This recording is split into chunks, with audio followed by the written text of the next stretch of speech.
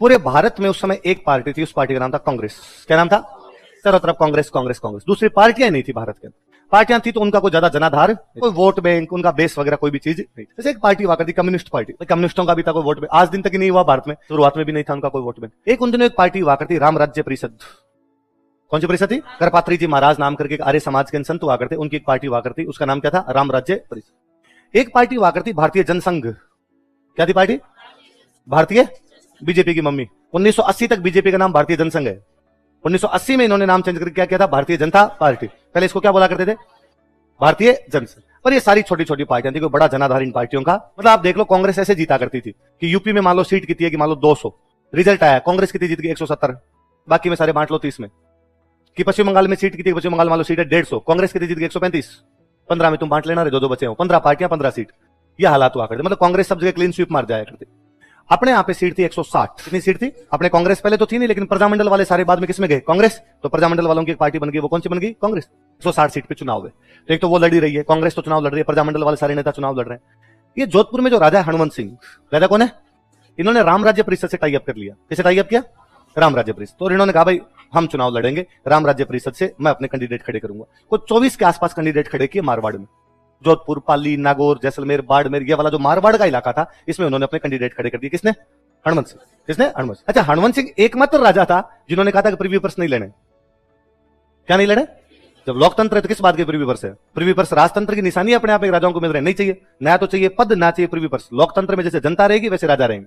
वो तो बाकी राजाओं ने कहा अरे फालतू की बात नहीं करते यार, मिल रहा है हमें, मिल रहा है, उसमें क्यों टेंशन दे रहे हो तुम? तो हनुमंत सिंह ने कहा नहीं नहीं नहीं, ये नहीं। तो हनुमंत सिंह ने कहा चुनाव लड़ेंगे। पहले राजतंत्र में राजा कैसे बनते थे? तलवार के दम पर। लोकतंत्र में कैसे बनेंगे? चुनाव के दम पे। तो चुनाव लड़ेंगे, कोई दिक्कत नहीं है आपने। तो अपने एक पार्टी राम राज्य परिषद से टाई अप किया और वहां से जोधपुर से चुनाव लड़ लिया। जोधपुर से चुनाव लड़ रहे जयनारायण व्यास। चुनाव कौन लड़ रहे? जयनारायण व्यास चुनाव लड़े। प्रॉपर जोधपुर वाली जो सीट थी वहां से जयनारायण व्यास चुनाव लड़े। राम राज्य कांग्रेस से जयनारायण व्यास और राम राज्य परिषद से महाराजा हनुमंत सिंह खुद चुनाव लड़े। 2-3 दिन का चुनाव प्रचार, वापस जयनारायण व्यास महाराजा हनुमंत सिंह के पास गए। महाराजा हनुमंत सिंह को जाकर महाराजा साहब मैं एक बात के लिए आया था आपके पास, बताओ व्यास जी क्या बात है कि आप मेरे सामने चुनाव मत लड़ो। क्यों व्यास जी? लोकतंत्र छूट देता है, जो जहां से चाहे चुनाव लड़ सकता है। अरे नहीं, वो बात नहीं है, चुनाव तो लड़ो आप, पर और कहीं से लड़ लो। और कहां से लड़ूं यार? जोधपुर का राजा हूं, जोधपुर से चुनाव लड़ूंगा। अरे मेरे सामने मत लड़ो। क्यों? आपके सामने क्या दिक्कत है? आप हार जाओगे, और मैं ये नहीं चाहता कि जोधपुर के राजा चुनाव हार जाए, बेइज्जती होगी। ठीक है, अपने आमने सामने चुनाव लड़ रहे हैं, पर जोधपुर के राजा की इज्जत तो मैं भी करता हूं, राजा ऐसे हारना नहीं। महाराजा हनुमंत सिंह ने कहा कि व्यास जी आराम से चाय पी लो, बिस्किट पड़े बिस्किट और ले लो, थोड़े चाय पियो फिर बात करते हैं। चाय वाय पीर बाद में कहा कि सुनो व्यास जी, ये तो मैं खुद महाराजा हनुमंत सिंह जोधपुर से चुनाव लड़ रहा हूं। मैं यदि ना लड़ूं चुनाव यहां से, और मैं कल जोधपुर की जनता को जाके कह दूं कि मेरी तरफ से पत्थर चुनाव लड़ेगा, बाटा एक पत्थर रख दूंगी व्यास जी के सामने, पत्थर चुनाव लड़ेगा, व्यास जी यकीन मानिए पत्थर जीतेगा, आप हार जाओगे। जोधपुर के वोट मुझे मिलेंगे, आपको रत्ती नहीं मिलेगा, इसलिए दिमाग की गलतफहमियां दूर रखना सर। और व्यास जी के अगले 2 दिन के प्रचार में समझ में आ गया कि जोधपुर में टक्का वोट नहीं मिलना, महाराजा क्लीन स्वीप मारेंगे। इसलिए व्यास जी ने एक जगह से चुनाव और लड़ा, जालोर। कहां से लड़ा? 2 सीट से खड़े हो गए, जोधपुर से भी खड़े हो गए और जालोर। महाराजा हनुमंत सिंह ने अपना एक बंदा जालोर में भी खड़ा कर दिया कि व्यास जी के सामने, वहां से खड़ा कर दिया। चुनाव का रिजल्ट आया, 160 सीटें थी। कितनी सीटें थी? बाकी जगह कांग्रेस ये था कि 90% सीटें जीत जाती, 80% सीट जीत जाती। यहां पे कांग्रेस मरे 82 सीट जीती। कितनी सीट जीती? टोटल कितनी? सरकार बनाने के लिए चाहिए 81, 50% प्लस 1 चाहिए होती है गवर्नमेंट बनाने के लिए, तो सरकार बनाने के लिए 81। कांग्रेस को कितनी मिली? मरे जीते। महाराजा हनुमंत सिंह के सारे कैंडिडेट जीत गए, तो जीते खड़े के थे दोनों जीत गए। सबसे बड़ी बात, व्यास जी नहीं, प्रजामंडल वाले सारे नेता चुनाव हार गए। व्यास जी दोनों जगह से चुनाव हारे। माणिकलाल वर्मा ने खूब पंछेड़े गए पर हारे, गोकुल भाई भट्ट हारे, भोगीलाल पांडे हारे। जितने प्रजामंडल में नेता पड़े वो सारे चुनाव हारे। सिंगल नेता विजय सिंह पथिकरण में से कोई चुनाव नहीं जीत पाया, सारे लड़े और सारे के सारे चुनाव हार गए। व्यास जी की तो इससे भयंकर दुर्गति, व्यास जी को कहीं भी दोनों सीट पे 10% वोट भी नहीं मिले, दोनों जगह जमान जब्त हो गई। हालात ये थी व्यास जी की।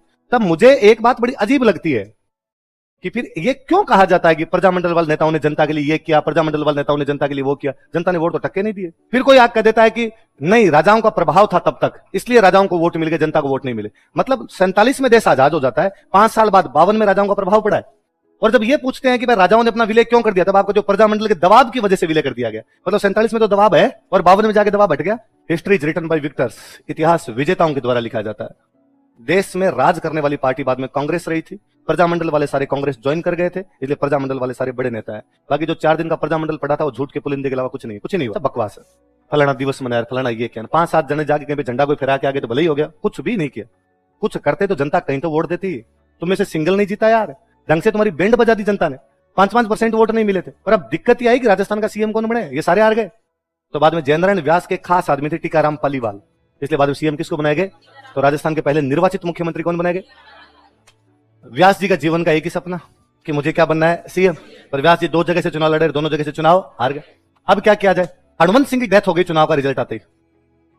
चुनाव का रिजल्ट आया, जोधपुर वाला रिजल्ट आया, जोधपुर वाले रिजल्ट के अंदर हनुमंत सिंह जीत की घोषणा हुई। हनुमंत सिंह जालोर वाले रिजल्ट का पता करने के लिए जा रहे थे, अपना प्लेन खुद उड़ा के जा रहे थे, खुद इसको प्लेन को उड़ा रहे थे, साथ में गर्लफ्रेंड थी जुबेदा, और प्लेन क्रैश हो गया। उस प्लेन क्रैश के अंदर जुबेदा भी मर गई और प्लेन क्रैश के अंदर हनुमंत सिंह जी भी एक्सपायर। जुबेदा मूवी है, मनोज वाजपेयी, रेखा करिश्मा कपूर की मूवी देखना, जोधपुर महाराजा हनुमंत सिंह पर है।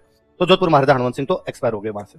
तो व्यास जी चाहते तो जोधपुर से दोबारा चुनाव लड़ सकते थे, भाई सीट पे दोबारा चुनाव है, पर व्यास जी जानते थे कि जोधपुर की जनता वोट नहीं देगी, जोधपुर की जनता महाराजा की तरफ ही है, अपने को इधर टक्का वोट नहीं मिलना। तो मुझे बड़ा अजीब सा लगता है कि महाराजा हनुमंत सिंह एकमात्र राजा जो प्रीवी का मना कर गया था। महाराजा हनुमंत सिंह एकमात्र राजा जो लोकतंत्र में है, उसके बाद सारी सीटें जीत गए थे और इन सारे बड़े बड़े नेताओं को हकीकत दिखा गए कि तुम हो क्या। उन महाराजा हनुमंत सिंह के बारे में वीपी मेनन ने एक बकवास लिखी है। वीपी मेनन लिखता है कि भाई हमने महाराजा हनुमंत सिंह को बुलाया था और हमने कहा कि भारत के अंदर विलय कर दिया जाए, तो महाराजा हनुमंत सिंह ने कहा कि मैं तो पाकिस्तान के अंदर मिलूंगा और पाकिस्तान वाले मेरे को सब कुछ देने के लिए तैयार है। तो हमने कहा कि भाई देने के लिए तो हम भी तैयार हैं और ये लोग खाली कागज पड़े, इन पे लिख दो। इस पर महाराजा हनुमंत सिंह ने अपनी बंदूक निकाल ली और वीपी मेनन के बंदूक लगा दी और बंदूक लगा के कहा कि मैं तुम में शामिल नहीं होऊंगा। वीपी मेनन खुद ही लिखता है अपनी किताब में कि जब उन्होंने मेरी बंदूक लगाई तो मैंने कहा कहां चले गए थे तुम तब, जब अंग्रेज थे तब तुमने बंदूक क्यों नहीं उठाई देश में। पर ये कोई भी नॉर्मल आदमी बता देगा कि जब बंदूक लगी हुई होती है तब डायलॉग तो नहीं आते आदमी। उसने वीपी मेनन को मुर्गा बना लिया था। मैं यार एक ऐसे राजा पे वीपी मेनन की किसी किताब के आधार पर कोई कुछ ही बात कर लेता है, जिस राजा ने लोकतंत्र में बताया था कि अब भी जनता मेरे साथ ही खड़ी है और सारे कैंडिडेट जिता गया वो अपने। जिस बंदे को खड़ा किया था कि कैंडिडेट, ये नहीं है कि भाई अब अपने होता है कि हम तो कैंडिडेट को वोट नहीं दे रहे, हम तो मोदी जी को दे रहे हैं। आजकल चुनाव में हो गया ना कि भाई कई बार कैंडिडेट से अपनी नहीं बनती, अरे तो बेलखना है, इसको तो वोट नहीं देना, पर भाई रे मोदी को वोट देना है। ये बात कर दी थी उस आदमी। महाराजा की पार्टी को वोट जा रहे हैं, कैंडिडेट भले कोई खड़ा हो जाए, बाटा भी खड़ा होगा तो वो जीत जाएगा। पर व्यास जी उस सीट से चुनाव फिर नहीं लड़े जोधपुर से। व्यास जी जानते थे यहां से फिर हार जाएंगे। किशनगढ़ से एक एमएलए जीते हुए थे जिनका नाम था चांदमल मेहता। क्या नाम था? चांदमल जी इस्तीफा दे गए। चांदमल जी इस्तीफा देंगे तो यहां पर भी चुनाव होंगे।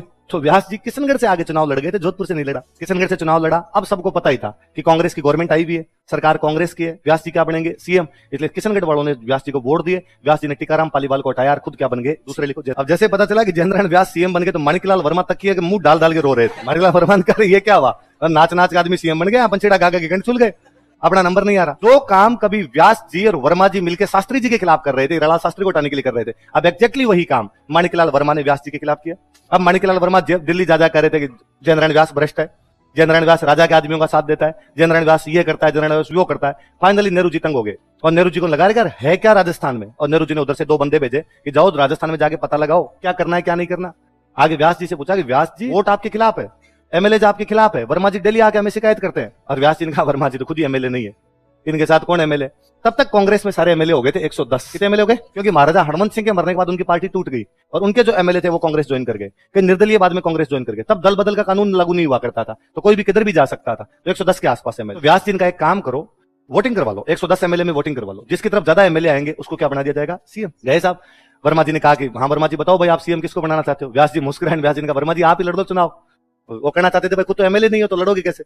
वर्मा जी ने कहा चिंता मत करो व्यास जी, हम उस आदमी को चुनाव लड़ाएंगे आपके सामने जो सबसे यंग है, एकदम यंग लड़के को चुनाव लड़ाएंगे, जीतेगा। और सबसे यंग था मोहनलाल सुखाड़ी, मात्र 36 साल का एक लड़का। कितने साल का? 36 साल का एक लड़का। और कहा कि साहब इनको चुनाव लड़वा दिया जाए इनके सामने, और उनके सामने 36 से नहीं शायद 34 साल के हुआ करते थे कि इनको चुनाव लड़ाया जाए सामने। 38 हो गया था, 30 के थे, 38 साल के थे, 38 साल की एज थी, इतना ही कुछ था, मैं भूल रहा हूँ एग्जैक्टली। कहीं इनको लड़ाया जाए चुनाव, और माणिकलाल वर्मा को उनके सामने चुनाव लड़ाया गया। फाइनल रिजल्ट आया, रिजल्ट के अंदर व्यास जी को वोट मिले 51 और मोहनलाल सुखाड़िया को वोट मिले 59। व्यास जी 8 वोट से हार गए। कितने वोट से हार गए? 2 साल के अंदर अंदर राजस्थान तीसरा सीएम देख रहा था। 1952 में टीकाराम पालीवाल, 6 महीने बाद जयनारायण व्यास, 2 साल बाद 1954 के अंदर मोहनलाल सुखाड़िया। लाल सुखाड़िया जो लंबे टाइम तक रहेगा वो आधुनिक बना के जाएगा, ज्यादातर काम उनके टाइम में होंगे, तो बाद में मोहनलाल सुखाड़िया थे। अब और सुनो कितने वोट से हारे जयनारायण व्यास? कितने वोटों से? और सुनो, वोटिंग होने से पहले 9 लोग एक तरफ जाके मीटिंग कर रहे हैं। कितने लोग मीटिंग कर रहे हैं? वो 9 लोग इस बात पर नाराज है कि व्यास जी ने टीकाराम पालीवाल को क्यों हटाया था। व्यास जी ने एक टीकाराम पालीवाल, 8 उनके समर्थक, 9 लोग खड़े हैं और वो कह रहे भाई व्यास और वर्मा में, व्यास और मोहनलाल सुखाड़िया में अपने किसको वोट दें? उनका व्यास को तो मरी नहीं देंगे। इस व्यास ने अपने को सीएम से हटाया था, इसलिए अपने वोट किसको देंगे? मोहनलाल सुखाड़िया। इसलिए 9 लोग वोट देने के लिए जा रहे हैं मोहनलाल सुखाड़िया को। जाते हुए को पीछे पीछे टीकाराम पालीवाल थे, उनको व्यास जी पकड़ते हैं और व्यास जी पकड़ के उनको कहते हैं कि तुम यदि सुखाड़िया को वोट दे भी दोगे, सुखाड़िया सीएम बन जाएगा, पर सुखाड़िया क्या तुम्हें डिप्टी सीएम बना देगा? मैंने डिप्टी सीएम तो बना रखा है। और टीकाराम पालीवाल का हृदय परिवर्तन हुआ। टीकाराम पालीवाल वोट देके व्यास जी को, उनके 8 समर्थक वोट देके मोहनलाल सुखाड़िया को। व्यास जी 8 वोटों से आ रहे, व्यास जी कितने वोटों से आ रहे हैं? 8 वोटों से व्यास जी उसके अंदर आ रहे थे। पर व्यास जी एक बार बने, उसके बाद सॉरी सुखाड़िया जी एक बार बने, उसके बाद कितने साल तक रहे? मुझे मैं कई बार सोचता हूँ यार, किसी का पॉलिटिकल कैरियर यदि हो तो मोहनलाल सुखाड़िया जैसा। 38 साल की उम्र में सीएम बने, 55 साल की उम्र में रिटायर हो गए। 17 साल 55 हो गए। लोगों को 55 साल में एमएलए की टिकट मिलती है। सुखाड़िया जी 55 साल की उम्र में तो 17 साल राजस्थान के सीएम रह गए थे। और इससे अच्छा पॉलिटिकल कैरियर किसी आदमी का नहीं हो। और मैं कहता हूं जो सुखाड़िया जी तब भी नहीं हटते।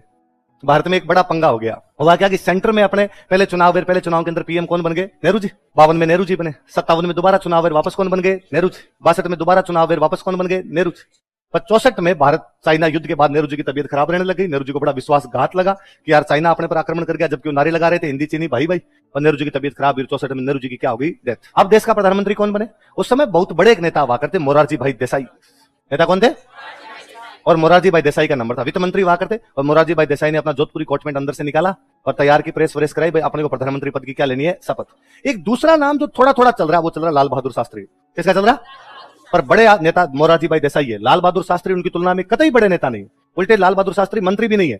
मोरारजी भाई देसाई वित्त मंत्री है, पर लाल बहादुर शास्त्री बड़े दिमाग वाले आदमी थे। लाल बहादुर शास्त्री ने एक पत्रकार को बुलाया और पत्रकार को बुला कहा कि कल के अखबार में एक न्यूज छाप, और उस न्यूज के अंदर ये लिखो, कांग्रेस लाल बहादुर शास्त्री के नाम पर राजी। कांग्रेस लाल बहादुर शास्त्री के नाम पर। तब न तो ज्यादा फोन होते थे, न सोशल मीडिया हुआ करता था। उस पत्रकार ने न्यूज छापी कि कांग्रेस में लाल बहादुर शास्त्री के नाम पर सर्वसम्मति।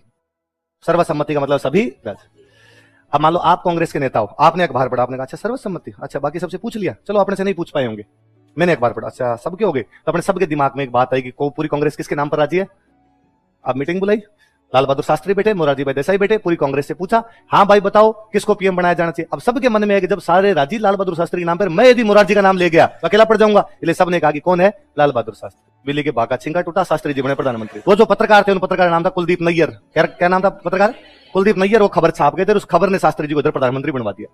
शास्त्री जी की 2 साल में फिर एक्सीडेंटल डेथ हो गई। शास्त्री जी बहुत अच्छे पीएम साबित हुए, पर 66 के अंदर शास्त्री जी भी ताशकंद में समझौता करने गए 65 वाले वॉर के बाद, और वहां शास्त्री जी की मृत्यु हो गई। लाल बहादुर मोरारजी भाई देसाई ने एक बार फिर अपना कोटमेंट बाहर निकाला और मोरारजी भाई देसाई ने कहा अब कौन है? अब तो मैं ही हूं, और तो कौन बनेगा? उस समय कांग्रेस के एक अध्यक्ष हुआ करते जिनका नाम था के कामराज। क्या नाम था? तमिलनाडु के बहुत बड़े नेता हुआ करते के कामराज, मुख्यमंत्री रहे थे तमिलनाडु के कामराज ने नेहरू जी को एक प्लान दिया था। जब नेहरू जी जिंदा थे तब एक प्लान दिया था कि नेहरू जी कांग्रेस के सारे बड़े नेता या तो मुख्यमंत्री बन गए या मंत्री बन गए, तो कांग्रेस का काम कौन करेगा? संगठन कौन चलाएगा? ऑर्गेनाइजेशन नाम की जनता को जोड़ना, पार्टी को चलाना, ये कौन करेगा? इसलिए मंत्रियों को हटा के संगठन में भेजो और संगठन के लोगों को इसके अंदर लेके आओ, मंत्री बनाओ, ताकि एक्सचेंज हो जाए।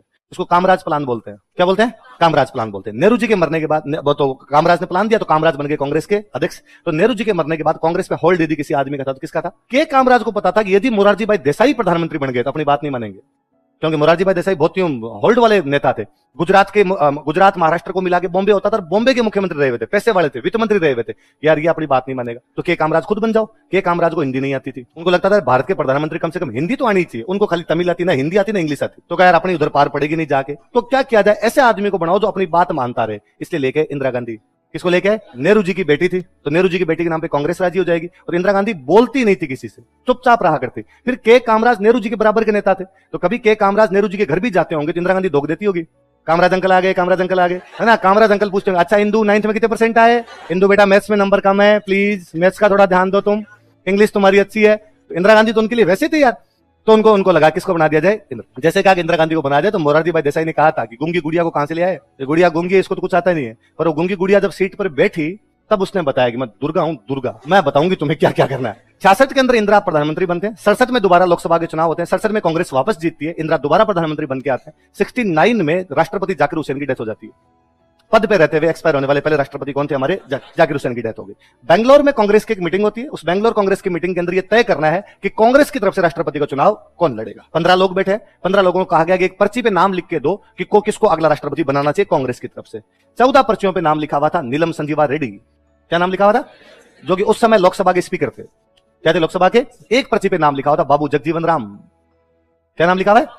बाबू जगजीवन राम, जो एक बड़े मंत्री हुआ करते हैं उन दिनों में, दलित नेता थे बहुत बड़े। वो एक नाम तो लिखा हुआ है इंदिरा गांधी का, बाकी 14 नाम लिखे कांग्रेस के बाकी नेताओं के। मतलब इंदिरा गांधी चाहती है जगजीवन राम बने और 14 नेता चाहते हैं कि आप कौन बने? नीलम संजीवा रेड्डी। इंदिरा गांधी तो हार गई।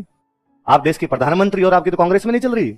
आप 14-1 से हारे हैं, इंदिरा गांधी होटल में आई वापस, बहुत तमतमाया हुआ चेहरा, और इंदिरा सोच रही है कि जब कांग्रेस में नहीं चल रही तो मुझे रिजाइन क्यों ना दे देना चाहिए, फिर मैं पीएम बन के क्या करूं। भाई आपने वोटिंग करवाया, आपकी वोटिंग में मेरा ही वोट आएगा मैं पढ़ाऊंगा, बाकी सारे वोट मेरे खिलाफ आए तो मैं क्या करूं आपको पढ़ा, फिर मुझे चले जाना चाहिए। तो इंदिरा को लगा कि यार अपने पक्ष में तो एक ही वोट, इंदिरा सोच रही है कि मुझे रिजाइन करना चाहिए। इंदिरा अपने रूम में बैठे, बाहर उनका पीए टहल रहा है, तभी उनके पास कांग्रेस का एक यंग एमपी आया, और उस एमपी ने आगे उस पीए से पूछा कि मैडम का क्या प्लान है। तो उसने कहा madam going to resign, madam resign करना है। दिमाग खराब, रिजाइन करेगी मैडम, क्यों करेगी, मतलब नीलम संजीवा रेड्डी को राष्ट्रपति बनाना है और मैडम इसके पक्ष में। तो कहा हाँ, तो मेरे को बात करने दो एक बार। उस पीए ने उस यंग एमपी को इंदिरा से मिला, उस यंग एमपी ने जाकर मैडम रिजाइन का तो सोचना ही नहीं है, रिजाइन तो करना ही नहीं। तो मैडम ने कहा रिजाइन का तो मैं नहीं सोच रही, पर मैं अब सोच रही हूँ नीलम संजीवा रेड्डी के पक्ष में मैं भी आ जाऊं और इनको राष्ट्रपति बना दे। मैडम दिमाग खराब है, ये फर्जी आदमी, धाप के फर्जी आदमी नीलम संजीवा रेड्डी, जो लोकसभा का स्पीकर होने के बावजूद लोकसभा अध्यक्ष के कार्यालय में बैठ के ये मीटिंग करता है कि इंदिरा को कैसे हटाया जाए, उस आदमी को आप कहते राष्ट्रपति बनाया जाए। मैं कहा यंग मैन, पार्टी पूरी उसके साथ है। मैडम पार्टी कौन होती है, बूढ़े ठाड़े लोग बेटे के कामराज जैसे, ये उसके साथ में, मैं पार्टी हूं, मैं कांग्रेस के अंदर हूं, मैं आपके साथ खड़ा हूं।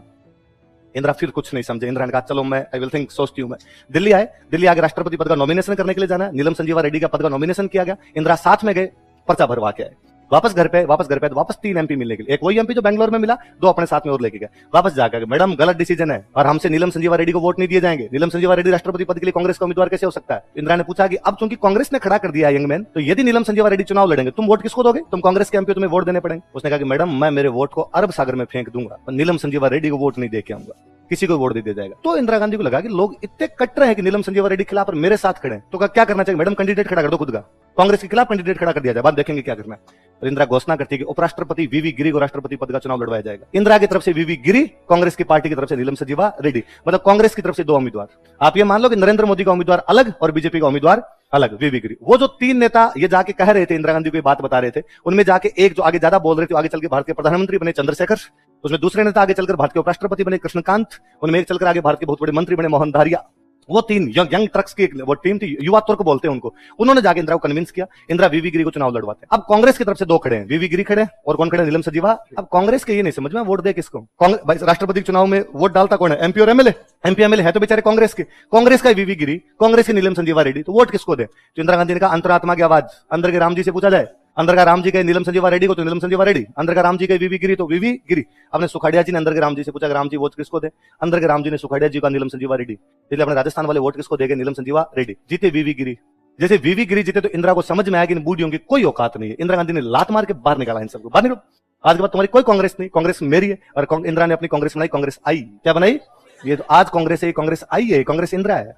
वो अपनी कांग्रेस अलग बना के कांग्रेस कांग्रेस ऑर्गेनाइजेशन, संगठन वालों की कांग्रेस अलग होगी, पर वो कांग्रेस कहां गई आज तक पता नहीं है। ये जो कांग्रेस चल रही है कौन सी कांग्रेस है। अब इंदिरा गांधी जब अपने अलग कांग्रेस बना लेती है, तब इंदिरा गांधी ने कहा लिस्ट बनाओ, रेड्डी को वोट कौन कौन दे के आया था। पता चला कि सुखाड़िया जी वोट दे के आए थे। इंदिरा गांधी ने सुखाड़िया जी को फोन किया कि सुखाड़िया जी राजी मत इस्तीफा दे दोगे तो इज्जत बची रहेगी, वरना निकालना मुझे आता है। इसलिए सुखाड़िया जी ने रिजाइन किया 71 में। सुखाड़िया जी को सम्मानजनक विदाई दी गई, साउथ इंडिया में राज्यपाल बना दिया। क्या बना दिया गया। पर अब दिक्कत यह कि राजस्थान का सीएम किसको बनाया जाए।